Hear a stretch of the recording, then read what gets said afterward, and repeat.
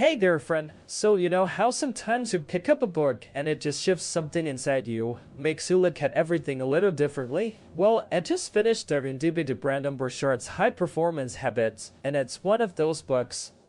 Seriously, if you've ever felt like you're working super hard but not quite breaking through, or you're achieving a lot but still feeling a bit lost or unfulfilled, then this is the conversation we need to have. This isn't just another self-help book, it's like a really practical, science-backed roadmap for becoming truly extraordinary, not just in terms of external success, but also in your well-being and happiness. Brandon, the author, isn't just some motivational speaker, he's a high-performance coach who's worked with millions of people.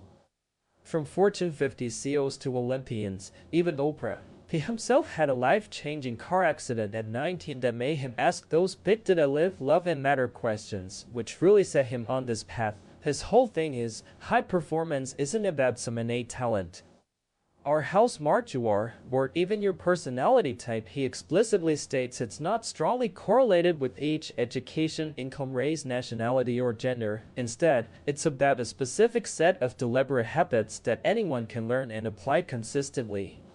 He calls them the PEZAs. Now you might be thinking, habits? Like brushing my teeth? And that's where Brandon says, not quite.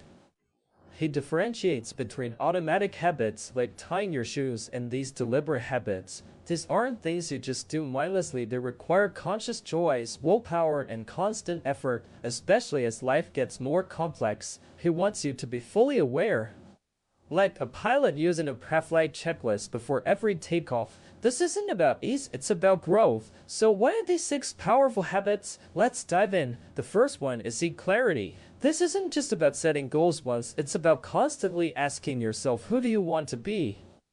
How do you want to interact with others? What skills do you need to develop for the future? And how can you truly make a difference serving with excellence? He calls these the future for self, social skills, and service. He tells this story about a client named Kate, who was super successful but felt disconnected and lost because she'd stopped thinking about what would truly bring vibrancy back into her life. She was achieving a lot, but she wasn't clear on what was important to her anymore. Brandon argues that clarity on who you are is linked to self-esteem, and clear, challenging goals with deadlines increase performance and enjoyment. High performers are constantly envisioning their best future selves and acting that way today. They're intentional about how they want to interact with others, not just going on autopilot. And they proactively identify the skills they need for future success, often scheduling time for learning and mastery in their primary field of interest. This isn't about being a generalist, it's about specializing in your passion and honing the skills that make it a proficiency. The second habit is generate energy, and he means capital E energy, mental, physical, and emotional vibrancy. He shares about Arjun, a CEO who was on the verge of burnout despite immense success, literally resorting to lift trips to stay awake. Brandon points out that low energy correlates with lower happiness, confidence, and influence. CEOs, interestingly, have energy levels similar to professional athletes, highlighting how crucial it is. One of the most effective ways to boost energy is a simple practice called release tension. Set intention. When you move from one activity to the next, you take a minute or two to close your eyes, breathe deeply, and consciously release tension, then set a clear intention for the next activity. This helps manage stress and brings presence. Another key practice is to bring the joy. High performers don't wait for joy to happen, they actively cultivate it through things like anticipating positive outcomes, using mental triggers like saying "bring the joy" from a phone alarm, or "I will find the good in this room" when walking through a doorway. And of course, optimizing health, sleep, exercise, and nutrition is foundational. He says if you're not a 7 or above on a 1-10 physical health scale, this is your most important section. Next up, we have race necessity. This is about tapping into the deep emotional drive that makes you absolutely have to perform well. It's not just a preference, it's a soul-deep commitment. Think about Isaac, the Marine hero who was paralyzed after an E-blast. His friends had to fiercely challenge him. Because damn it, Isaac, you don't have any other choice, because your family is counting on you. This illustrates the 4 forces of necessity. Identity, it's just who I am. Obsession, deep long-term passion for a topic, duty, obligation to others, and urgency, real deadlines, not fake ones. High performers often tie their identity to doing a good job. They affirm their why to themselves and others, creating social accountability. And a big one, level up your squad. Your social circle profoundly affects you. Positive behavior spread. He advises spending more time with positive, successful peers and actively building a new supportive network, not just getting rid of negative people. The fourth habit is increased productivity. Here, the focus isn't just on doing more tasks, it's about prolific quality output. This means identifying the most important outputs that genuinely drive your success and contribution in your field, and then creating a lot of them. With high standards of quality. He talks about Athena, a school administrator overwhelmed by busy work, unable to make progress on her big projects. He emphasizes the importance of knowing your code and allocating at least 6 days of your work week to it, letting the other 40 handle supporting tasks. He also debunks the myth of work-life balance being about evenly distributed hours. It's about how you feel, quality over quantity. He recommends frequent short breaks every 45 to 60 minutes to recharge, as powering through makes you less productive and more burnout. And for big goals, he suggests charting your 5 moves. Break your ambition down into the 5 major projects that must happen, then schedule dedicated time for them. It's about knowing your game plan and obsessively developing the key skills required for future success through progressive mastery. Then we come to develop influence. This is your ability to shape other people's beliefs and behaviors as you desire, getting them to believe in you or your ideas. He tells the story of a CEO whose company was struggling, and he blamed his star designer, Daniela, for taking over his vision. Brandon challenged him, saying you can't influence by diminishing people, but by raising ambition. The ultimate influence model involves 3 practices: teach people how to think about themselves, others, the world, challenge people to grow in character, connections and contributions, and role model the way. He stresses that simply asking for what you want and asking a lot of questions to understand others is a powerful, often underestimated way to gain influence. Finally, the 6th habit is demonstrate courage. This isn't about being fearless, it's about taking action and persisting despite fear.